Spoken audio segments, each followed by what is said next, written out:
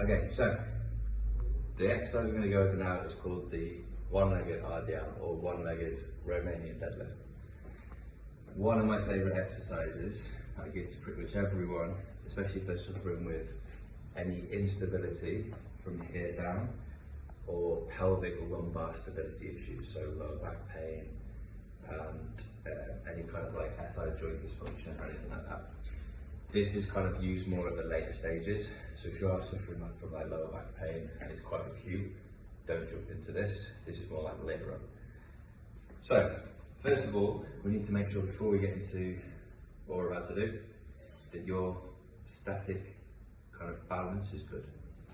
If you're kind of struggling doing this, just holding one-legged stance, then this isn't for you. You're going to need to be further along. So what we're looking at, one-legged balance. From here, we want to try and keep this leg as straight as possible.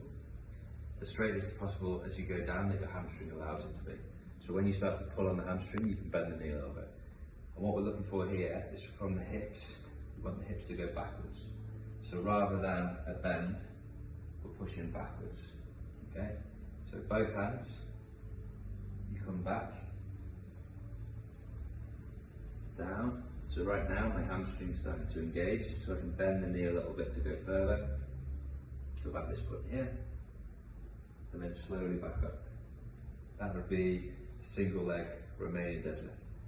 So right now, everything's having to work to keep me stable. My knee, my ankle, my hip. So what you might find is your knee will start to come in like this. You might start to feel burning here, maybe in the back of the calf, the ankle. Wherever you feel burning, that's probably where there's more instability because it's having to work twice as hard to keep you stable. But what I'm really looking for here as well, I've talked about this before, your body finds the easiest way of doing something.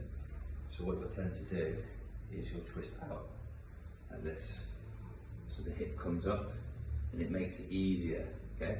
But what I want you to do is bring that hip forward so everything is in alignment.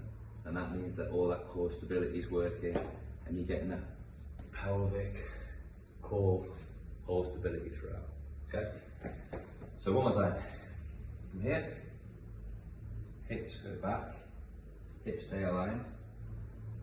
Try not to hitch out to the side.